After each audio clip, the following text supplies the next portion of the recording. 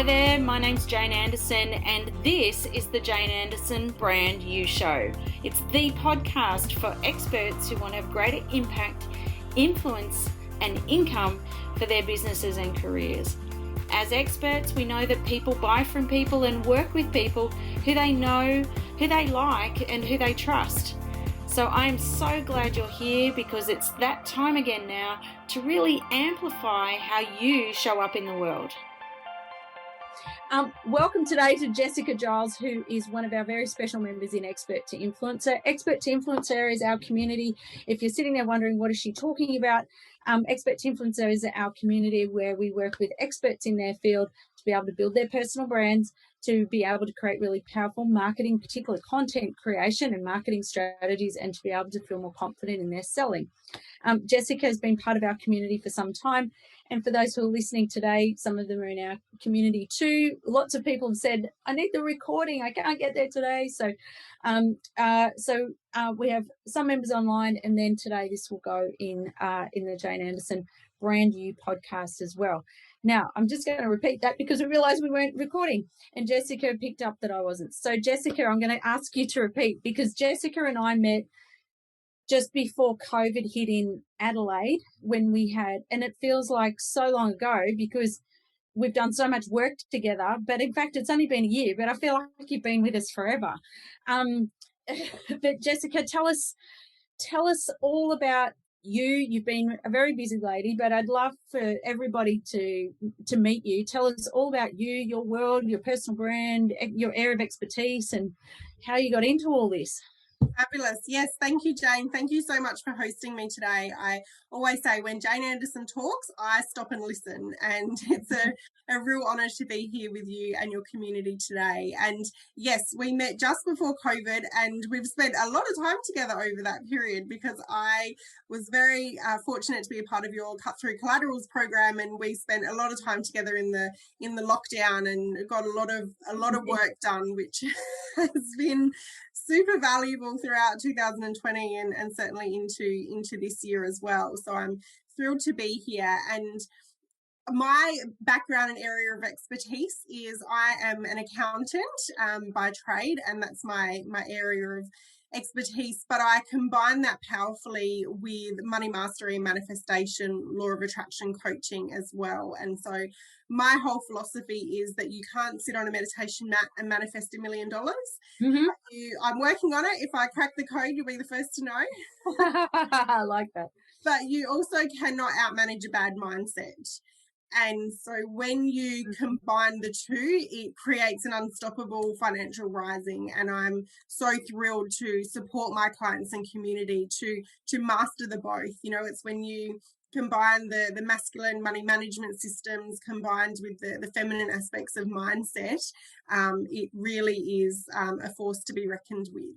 And I'm so passionate about this because I did not come out of the box this way. I was never on a trajectory to be doing this in my life. My background behind the background is a 16-year-old high school dropout working in a petrol station, and I then did accounting as a subject at my local adult education centre and fell in love with it. So I did my certificate 3-4 diploma and advanced diploma of accounting and used that to get into my university degree. And when I did my university degree, I sat exams the night before giving birth and screaming newborn outside. And that's incredible. Yeah, I always say I took the long road, but then when I had my bookkeeping and accounting practice, really identified that clients were handing over their financial power, not just their receipts. This was back in the shoe days. Yep. And I realized that having a business, most people start their business or their practice because they're so passionate about what they do. And that doesn't always equate to sound financial management skills and growing a profitable business, not an expensive hobby. So at that time, I also have what I call my spiritual awakening, where I became a single mum very suddenly overnight and learned about mindset and manifestation. And then that was really when I started bringing that into my work with my bookkeeping and accounting clients and noticed a huge transformation. And so the rest, they say, is history. And I'm incredibly grateful now that my business and expertise now includes speaking and coaching. And I've just wrote my first book, as you mentioned. So yes, that's the one. Yes. I've got lots of questions today, by the way. Good. This is good. I like questions. But I hope that helps people to see that, you know, my whole philosophy is that it doesn't matter where you've come from, it matters where you're going. And that's what I'm so passionate about, supporting people. That doesn't matter what your relationship with money or anything or your finances has looked like until this point. It's very much about how you're, you know, what you're choosing and what you're available for moving forward. It's so powerful. I think you're just so, you absolutely fascinate me, because I think, you know, my father's an accountant, so I've grown up with accounting and just going, and my dad is amazing and so patient, but like it's so hard to kind of get in the detail of some of those numbers, and you're just going, oh wow, like this is hard. I just want to create, and I just want to, you know, and so what I love about what you've got is two things. One is the combination of like you said, the left brain or the masculine energy around systems, processes, and we all sort of, I think for experts, we know that we've got to have those things in place. There's an incredible amount of guilt, shame that sometimes comes with these things, and therefore vulnerability in asking for help. And then, which is around like just being able to get my house in order. But then there's the other space that that you've got, which is around, because, you know, let's face it, for me, for some accountants, based on my experience with my dad, who I love dearly, is it's easy to get caught up in the expenses and that bottom line, as opposed to working off the top line too, which is this manifestation space. You know, we talk about it in our program called Joyful Selling, and we talk about, you know, being able to create this energy and momentum and mindset around about money, and being able to feel like, because when you're building your personal brand, you're selling you, like it's your identity. And I mean, you get this because you're doing it yourself. So I love that you've got, you know, this yin and yang approach to not just the mechanics of going, and I don't know if you've found this particularly for women, but for a lot for women is going, yeah, it's not just about the mechanics, it's about the mindset of how I feel about myself. There's so much identity tied to this, so much vulnerability that comes with this. For a lot of women, particularly as solopreneurs and experts in their field, building personal brands, one thing to talk about sales, but a very different thing to talk about financial security. It's likely that you'll live longer, likely that you're not putting money, a super away, and all those things are, you know, I'm just trying to survive. Like you said, I've got an expensive hobby on my hands. I don't really have a business. So, and your story is incredible, that the journey that you've taken, and I love what you said about it's not where you've come from, it's where you're going. What are some of the biggest challenges that you find, if particularly with personally branded businesses, like all that stuff around identity, me, mindset, like what do you find when you're working with expert speakers, trainers, consultants in this space? What do you find the biggest challenges they come up against around, you know, self-worth, and how to you know trying to get your business profitable or your practice profitable, all that sort of stuff, and the role that your own self-worth and mindset has in that? Yeah, absolutely. And this is absolutely no reflection of your dad at all. But a lot of clients that I speak with, you know, when they meet me, they're like, oh my gosh, you're such a breath of fresh air, because I'm used to my middle-aged accountant in a suit yelling at me or telling me off or telling me I'm not making enough money, but that doesn't, oftentimes they're not educated, and they like educating the client, and then the client feels disempowered. And the flow on for that, and the original, what I believe is at the absolute core of everything, is the story that we're telling ourselves. And so when these experts and these influencers telling themselves a story that they've carried from generations before around, I'm not good with money, or people like me don't have money, or money's hard to come by, people won't pay that. All of that is carried through not only in how we manage our business finances and growing a profitable business, but also very much in when it comes to pricing and selling themselves, because it is all connected. You know, we like to think that it's just a strategy problem or a a pricing model, but it really all comes down to that core story and belief system that we're carrying. And so what I find for those that are in, the information age really, and we're selling ourselves, we're selling information, people find it very, very difficult to put a value on that transformation. So oftentimes they might be looking at, say, an hourly rate, or, and it feels exorbitant to be, we all have our set ceiling of what an hourly rate should or would be. And that is oftentimes related to what we've known to be an hourly rate. So what we've earned previously in a corporate role or something like that, what we've known that our parents have earned, and everyone has stories about out earning a parent or a partner or a societal norm, or having to work hard for like a lot of money is a really common story. So if it's like, if I want to earn, say, $50,000 a month, I'm going to have to flog myself basically to be worthy of that exchange. So it's never about, I believe, it's never about the pricing strategy or the mechanics of it. It's all about the belief that we have to it. Yes. And the story we're telling ourselves.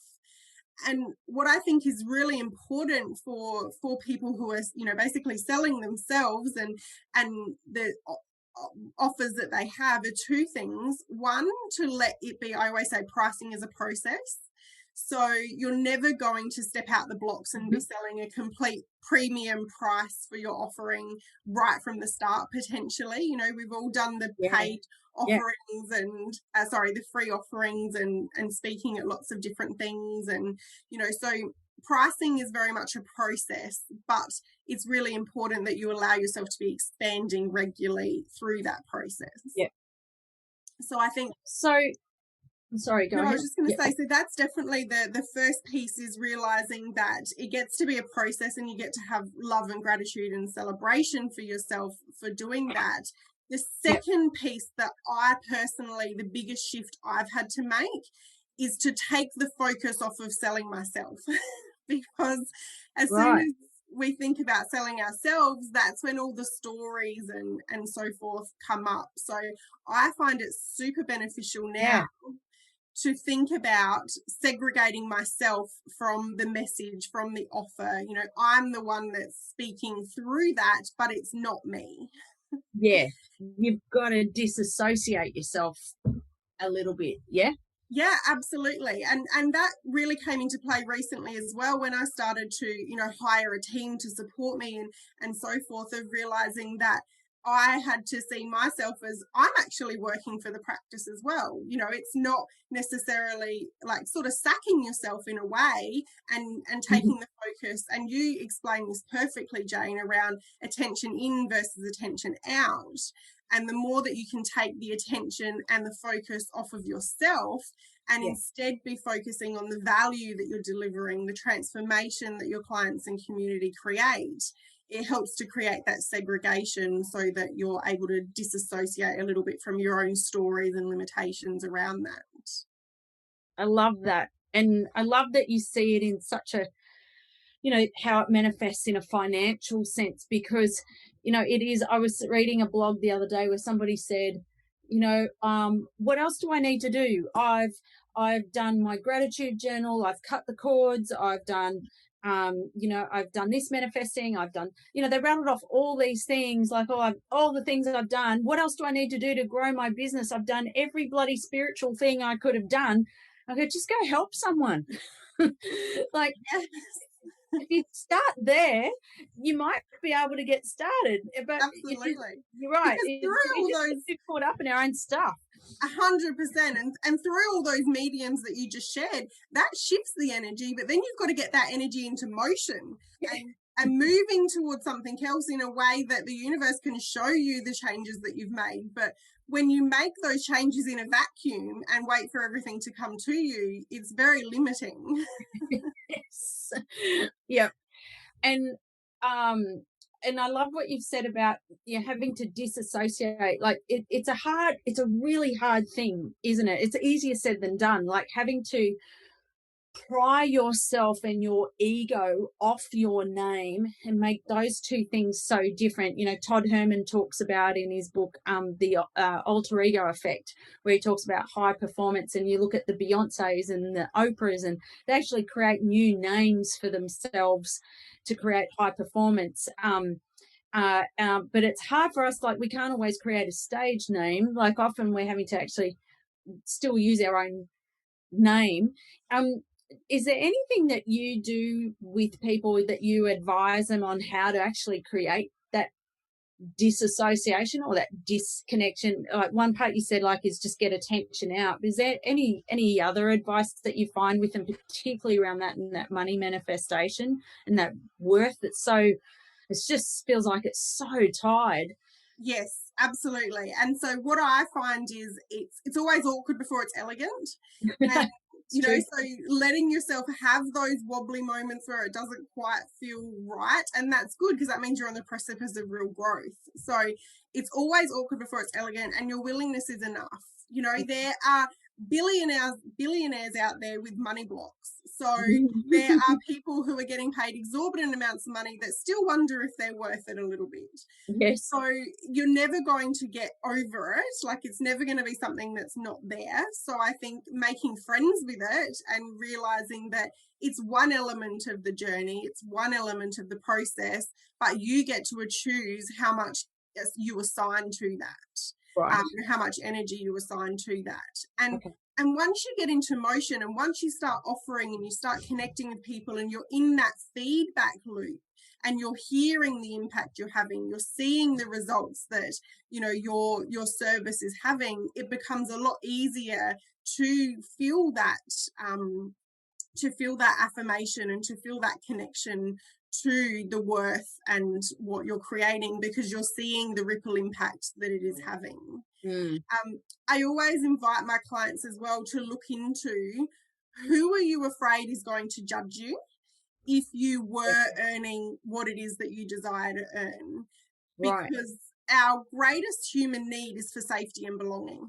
Regardless of how technologically advanced we are and how we're connecting today, we crave safety and belonging above all else. So to the degree that you feel that something is going to, stop you being safe and accepted, is to the degree that you will block it for yourself. Right. So I have a bit of a theory that has proven right about 100% of the time, which is that everybody is holding themselves back a little bit or a lot for fear of upsetting somebody. So whether it's a parent, a partner, a spouse, whatever it is, whether it's out earning somebody or emasculating somebody or whatever, we all have our own poison of choice, I believe. But letting yourself identify and connect with that helps you to see what it's actually about, because oftentimes what we're making it about isn't the core of what's actually causing the issue for yourself. Right. I love that. And because I think like because that personalizes it. And when you're in a personally branded business, it's all so people oriented, and it's not like, oh, it's not a price point or it's not a revenue level. It's someone, or there's some fear around disassociating. Someone won't like me, someone won't love me, someone will reject me, or I'll upset someone, or something like that will happen. And what role does the imposter syndrome have in that? I love that. I love this question. And I think we all have this if only they knew story. I think everybody is carrying this, well, if only they knew this about me, or if only they knew that about me, or if only they knew that this challenge is, so I think we carry that, and we're also close to our own story and our own history and our own limitations, that it's so easy to see somebody else's highlight reel, so to speak, even if that's not necessarily what they're putting forward. But it's human nature to assume that somebody else has it easier, or I've got more limitations, or so forth. So I think the imposter syndrome I've become very familiar with, because now, especially as I'm doing more speaking, and I've written a book, and I'm coaching clients all over the world, there is still that little part of me that's like, but no, you're a 16-year-old high school dropout in the petrol station. So I think I don't think it's something that ever really leaves us, but I think it's something that you can, in a sense, make friends with. And I think with any fear-based anything, it's so important to approach it in that way, because what you resist persists. So if you try and ignore it, it's going to grow. But fear is also a one-trick pony. And when you face it, it falls away. Yeah. So I think letting yourself connect with, again, what's the story I'm telling myself about that, and why am I telling myself I'm not worthy of this, can help you to break down those stories and beliefs. And realizing I like to see it as my superpower. Right. So it's like, because I feel that I'm an imposter for this reason, that's actually my superpower. And how can I use this to benefit others? Right. So you actually elevate it rather than try and diminish it. Absolutely. Everything that I've gone through. So when I talk openly about being a high school dropout and working in a petrol station and having been a single mum, and I learned this lesson so deeply when I did become a single mum. Like, the day it happened, of course, I didn't come out and be like, hey, but Guess what I'm going to do now? Exactly. But my whole philosophy was, when I heal from this, I'm going to use it to help others.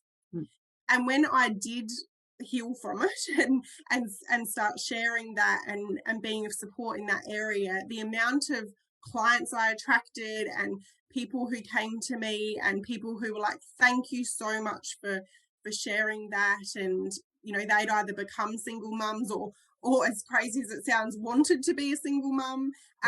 It gave them, because often that's the thing holding them back from becoming a single mum, right? Like, going, well, I'm going to be okay. How am I going, financially I need to be independent. How am I going to manage this? 100%.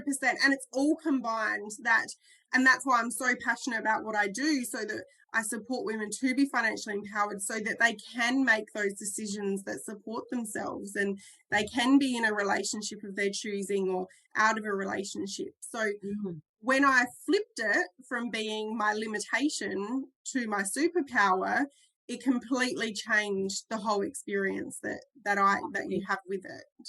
That's amazing. I think that's such an incredible mindset to have, is to make it your superpower, shift your imposter syndrome from trying to ignore it, or going, oh, don't worry about it. Like, we try to ignore it. I love that you just put a big bloody spotlight on it, and just and go to town with it, and embrace it, is what I'm hearing. Yeah, 100%. And if I've learned anything, and I see this so much in my coaching program, what's personal is universal.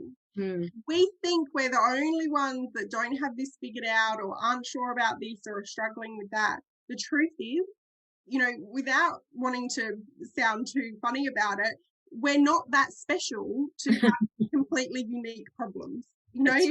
If you're struggling with something, there are millions of people around the world, and at least a handful in your audience and community that are struggling with the same thing, and you can be their light, and you can be their path. And I think if you can, again, have that attention out and be of service and support to someone in that way, then it's kind of, goes against the ethos, I believe, of what we stand for, to not do that. Yeah, I think so too. And you talk a lot about, this is probably a good time to talk about your book, which is fantastic, by the way. So you did an incredible job, and I know you worked so hard through COVID trying to get this finished. Poor Jessica turned up. We had Cut Through Collaterals, which is a program I launched during COVID to just help people in our community to make use of the time while COVID hit. And people, let's not watch Netflix. Let's work our butts off for the next I think we had month, and poor Jessica was on like every second day going, oh my God, this is brutal. But she got through it and she was getting in and getting her book done. And I think you made the absolute most of COVID. You worked so hard with being able to get this to happen. So, Jessica, tell us a bit about the book. I've got a couple of questions, but your book is called Financially Free Forever. And the style of the book, I love. It is really unique. It's almost like a book and a workbook in one. Like it's so if you go through, it's beautifully designed. I love the gold on the cover. So you can sort of see she's got some key points, and then there's activities that you fill out each day, and it's 100-day journey. Yeah. Yes, it is. And I'm so passionate about this book because I've wanted to write a book for so long and have been asked for so long to write a book by clients and members of my community, and I just couldn't bring myself to write another money book. And I was like, I didn't want something that was going to collect dust on the shelves and not be loved and implemented. And so I really, and this is another story around alignment as well, I really butted up for a good couple of years trying to write the book. And then one day it just hit me. I was like, write the book you wish you had. Write the book that you wish you had at the start of your journey. And Yep. everything that is in this book is what I wish I knew, or I wish I had somebody sharing with me every step of the way. And that's why I did it the way that I did. So each day you have a training and then you're implementing it. Like it's not, oh, that sounds like a good idea. It's literally, this is the training. Now here's the journal prop, the template, the meditation, the whatever accompanies it to, because information is one part, but implementation is absolutely the king or queen. Oh. So I really wanted this to be something that is like a companion, Right. that you have every step of the way. Yeah, I haven't seen a book quite like it, like as in to go, and it's a surprise because it's like, oh, okay, great, this will be lovely, I'm gonna learn about this, and I go, oh, hang on, she wants me to do something. So I'm like, whoa, okay, all right, looks like we're doing something. So I love that it's kind of got a little bit of butt kicking in it. I'm always a big fan of a bit of butt kicking, but you ask some really, really interesting questions in here. One of them is it's in day 18, and the question you ask is it's in day 18 is where you talk about magnetized money towards you, and you talk about tell me, who would you rather spend time with? The person who's excited and happy to see you, loves your presence and greets you with warmth and joy, or the person who, no matter how often you visit or call, no matter what you do, it's just not enough. They're always resentful. They make you feel like crap about yourself and your relationship you have with them. Today, it's time to ask yourself, are you a person A or a person B with money? And I love the question that you asked off the back of it, which was really made me go, wow, I've got to really think about this. And the question you asked is, how do you think money feels in your presence? Yeah. Can you elaborate on that question? Tell me, what are you getting at? Why do you ask that question? I think that's such a powerful question. Yeah, absolutely. So I like to talk about the book as though I kick you and I cuddle you. So there's definitely an element of we need to get change, we need to have transformation, but there's a lot of love in there as well. And this question, I always feel like I never said it was going to be easy questions to answer, but these questions will change your life. And I always speak with my clients about seeing your relationship with money as another relationship in your life. Right. Because your relationship with money is going to be there every day until you pass over. Like boyfriends, partners, friends, clients, they come and go, but money is there for life. And so often we are thinking about how we feel about money. There's not enough of it. It doesn't come in fast enough. It doesn't stick around. It doesn't grow. And I think it's such a pattern interrupt and a channel change to look at it from the perspective of money, especially when money is an energetic exchange, and go, well, hang on a minute. If I was money, how would I feel about being in my presence?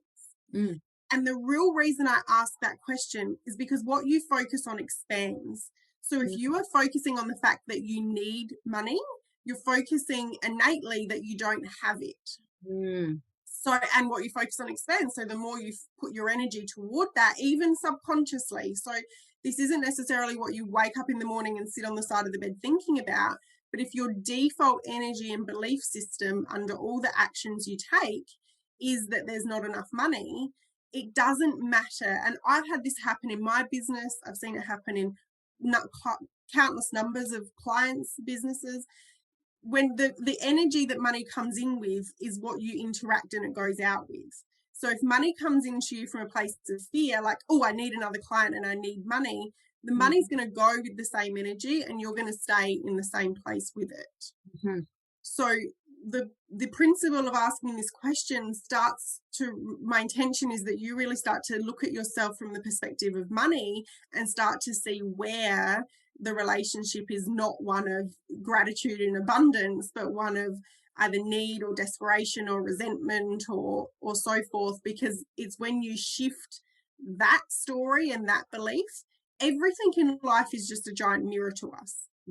So when you shift that to a place of gratitude and abundance, that's what you then start to mirror in your physical experience as well. And that makes perfect sense, right? Because if you've got, going back to the imposter thing, is like, well, you know, if that message is continually, I'm not enough, or, you know, or my programs aren't enough, or, you know, there's never enough money, or there's not enough clients, you know, that energetically just is continually flattening you, isn't it? And then so you just sort of end up going nowhere, like you just sort of, or you've stagnated. 100%. Yeah. And how we do one thing is how we do everything. So chances are, I find that if you feel you don't have enough money, you probably also feel you don't have enough time or enough love or enough self-care. Right. Because we like to think that everything is separate, but it's really not. And so oftentimes it's that energetic blueprint that you're carrying through all of the important areas of your life. Right. I love that. Like, yeah, that's such a valuable lesson. I think, like, I like what you call it. It's an energetic blueprint. What is your energetic blueprint? Because that's showing up. Money's just one area of that, but it's impacting on so many other things. For you as an expert, we ask this of every expert in their field that comes onto the podcast we interview. If you had your time again with starting your practice, you've come so far, which is amazing. If you could do anything again differently, or the biggest lesson you've learned in building your personal brand, and all these things that you put out, and your IP and all those types of things in your book, if what would be something, or if the one thing, great, but is there something that if you wish you'd known much earlier? Yeah, it's so interesting. On my way home today, I took my nephew home from school, and we were talking about careers and so forth, and it was career coaching with Auntie Jess, and I was, you know, sharing with him that I don't want my children or my nephews to take the same challenging path that I did around dropping out of high school and so forth. But on the other side of it all, there's nothing about that I would really change, because it shapes who I am, and I think it brings a real depth of experience that I can support my community with. The one thing I would change the most in my journey would be addressing the identity and self-worth issues earlier, and not focusing so much on the pure business building, because the strategy can only be as strong as the person behind it. And the revenue plan can only be as abundant as the person driving that revenue plan feels, and how worthy they feel of it. So if I could change anything, it would be to take less time stressing and worrying about whether I was good enough and worthy enough, and to heal myself and to focus on being of service. And it's not that I haven't focused on being of service, but if I could just realize that it actually doesn't matter.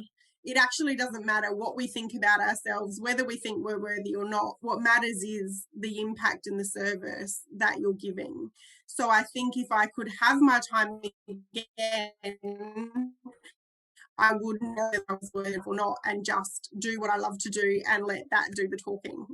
Yeah, I'm so glad to hear that. I'm so glad to hear that. I wish I'd worked that one out much earlier too. Yeah, absolutely. But I think, to a certain degree as well, it is kind of the baptism of fire and the rite of passage that we all kind of have to go through to pop out the other side. And I think it is all of those experiences that build us into who we are, and helps us to support other people to fast track their journey through that, which I think Yeah, is an incredible gift to give. yeah, I think I agree with you. I think that it always defines it creates empathy, and if you're in the expert space of building a personal brand, is one of the first things that, as we've talked a lot about, is defining our own customers' problems and challenges, and not here's what's wrong with you and I know what's wrong with you. That's patronizing. It's more about, well, you know what, I don't know if you feel like this, but this is how I felt when I was at the stage where you're at. And, so it creates that connection, and empathy does, and compassion and insight that people then go, oh, right. So you do actually get it. Yeah, very, very much so. And I think one of the true gifts that we give our clients, and this is one thing that I take very, very seriously in the work that I do, is I'm not the guru. I think one of the biggest gifts I give my client is I give them the gift of themselves. Right. I help them to connect with themselves and find the answers for themselves, because we know from our own stories and experiences that being told something is one thing, but connecting with it for yourself and reaching that awareness, that's where the real transformation happens. And I recently worked with a lady in her 70s, Right. and it was a fabulous experience, and she said to me at the start, she's like, I cannot believe I'm paying money to a 30 plus, like a 34-year-old to work with me and in this area. But she said, we never stop learning, we never stop growing, and it's so important to be on that journey of expansion. And she was able to identify and release decades and decades old stories that she had been holding on to. And I loved her attitude, because she said to me, well, I could either be upset because I've carried this for all my life, or I can know that the rest of my life will be the best of my life because I'm no longer carrying it. And I was just like, wow, if that's not a lesson for Wow. us all. That's incredible. At 70, and to start to really living your best life even then, well done to her on not giving up, like just going, okay, well, it's not too late. And I love hearing that. Yeah, absolutely.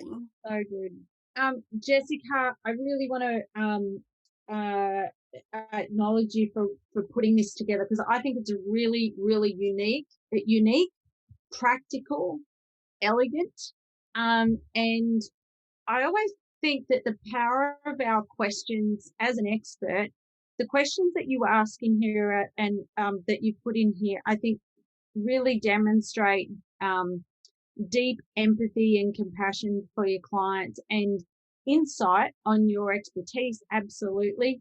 But I really admire you and your journey, because I think your story and your background gives you so much more credibility than necessarily just being able to have the smooth path of attending university and all those things. Your journey is really, I think, empowering for people to feel, particularly in the space of money, because it's such a vulnerable space for people to be and talk through.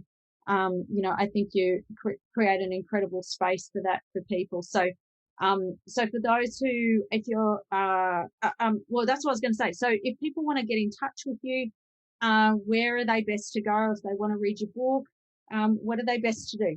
Yeah, absolutely. And thank you so much for honouring that, Jane. I really appreciate it. And I believe fully that the quality of our life depends upon the quality of the questions that we're asking of ourselves and others. And so when we ask those high frequency, high vibration questions, that's when you get the high frequency and high vibration answers. So thank you so much for witnessing that.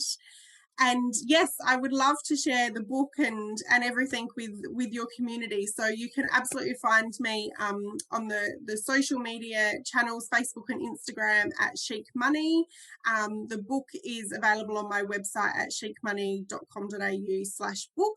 I'm also on LinkedIn, all the kind of places that we all hang out. I'm certainly there, and I would be absolutely thrilled to connect with and be able to support your audience further. And yeah, I think the book is an incredible opening tool to start to create some real results and transformation in a safe environment that we can still hide under our covers and do it at the same time. I reckon you're spot on. I reckon you're totally spot on. Well, thank you so much for your time, and make sure you jump on, follow Jessica, particularly on social platforms if you're not already.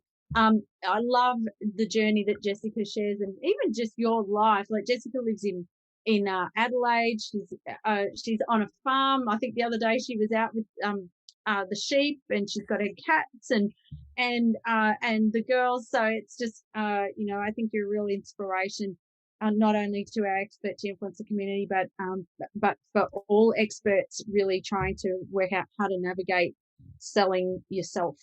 Yeah. So thank you so much. And yes, I didn't impromptu live stream today. I had a few spare minutes and something I wanted to chat about, and I did it, and I was in my car, and I had to explain that the green bags you can see in the back are sheep fleeces that I've just picked up from the local store. So I love it. #farm life. But yep.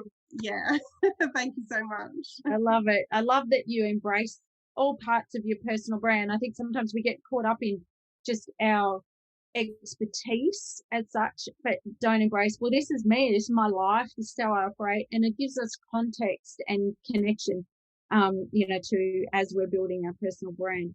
So thank you so much for jumping on today. I'm so grateful to have your time, and congratulations on the book. Make sure you jump on and follow Jessica if you're not already. Reach out to her, tell her how amazing she is, and we'll see you on the next podcast.